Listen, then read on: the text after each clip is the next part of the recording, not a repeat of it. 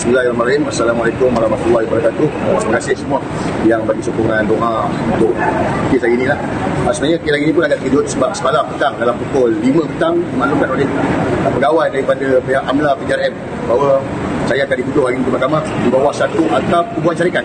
Yang mana ni pun pertama kali lah saya dengar atap hubungan syarikat. Jadi seperti mana yang semua maklum, hari ini saya hadir ke mahkamah bersama dengan isteri dan pendapat, dan ini tadi tuduhan dibacakan lah, dan pihak pendapat raya memohon untuk jamin RM5,000 dan peguam mohon untuk rayuan dan dapat RM2,500 alhamdulillah lah, dan wang jamin telah dibayar tadi, isteri sebagai penjamin. Terima kasih kepada sahabat-sahabat sekolah walaupun yang menyumbang untuk wang jamin. Ini satu lagi bentuk penyalahgunaan kuasa yang dilakukan oleh Kerajaan Madani Pimpinan Anwar Ibrahim.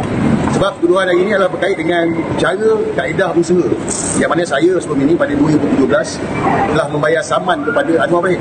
Jadi ini masalah dia kat sini lah. Masalah dia maknanya dia mencari apa saja ruang untuk kena dengan saya. Dan semua orang tahu setakat hari ini saya dia dituduh mahkamah berkali-kali, disaman pun berkali-kali. Untuk maklumat semua ada 5 kes saman sendiri sekarang ni. Ada 2 tuduhan jenayah yang mana atas sultan satu dah menang, yang mana Anwar Marwah Israel Zionis dan bapa tua. Satu lagi atas sultan berkenaan dengan kekimat yang mana semalam saya hadir untuk bela diri. Satu tuduhan berkenaan dengan contempt of court, ini mahkamah berkaitan dengan mantan IGP Tasir Rizal, dan ini tuduhan yang terbaru lah, yang mana satu bentuk penyalahgunaan kuasa yang dilakukan oleh Anwar Ibrahim. Saya nak ingatkan kepada rakyat Malaysia, ya, saya ni mungkin mereka tekan macam-macam, tapi kita jangan lupa bahawa kita ada matlamat perjuangan.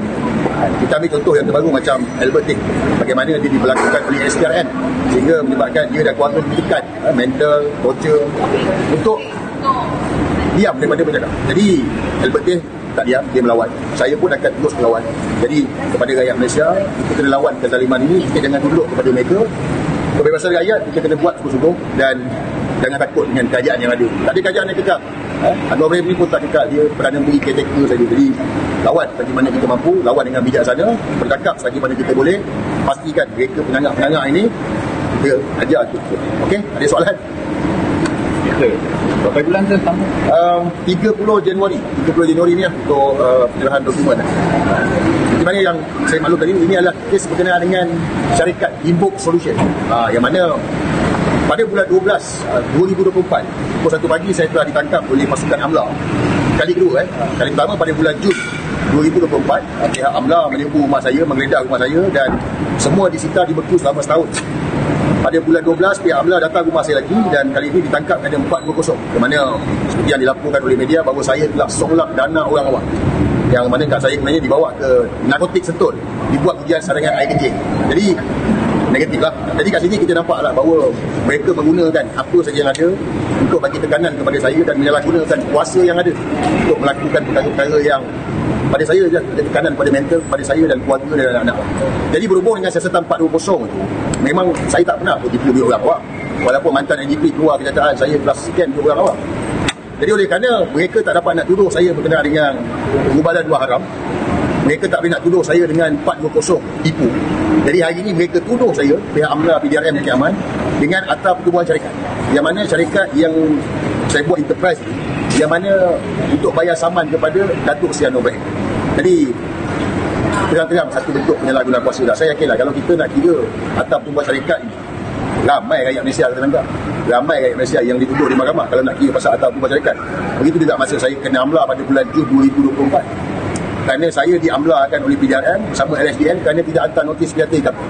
Jadi kalau tak hantar notis PJT Kapten ni, berapa ramai rakyat nak ditangkap. Tapi kenapa saya? Sebab mereka nak saya tutup mulut daripada lawan kerajaan yang zalim.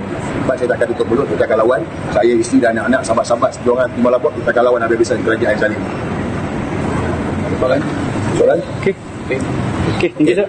Anwar Ibrahim, kau tunggu, masa dah tak banyak. Anwar Ibrahim takut, Anwar takut. Anwar Ibrahim ni dia takut. Anwar Ibrahim adalah ketakutan. Seperti mana yang semua orang tahu, pengumuman dalam kabinet yang terbaru ni agak pelik, agak janggal lah. Tidak ada secara langsung. Saya yakin tiga yang ada ni pun tak buat secara langsung. Agak janggal, bukan buat di Balai Rosri Istana Negara. Jadi Anwar dia kena letak jawatan macam Tuan Mahathir beritahu. Tapi kalau dia rasa dia nak buat huru-hara, silakan. Ingat Anwar Ibrahim, Allah larang buat huru-hara. Pada rakyat Malaysia, lawan kerajaan zalim. Jangan takut. Ni hak. Masih tu. Assalamualaikum.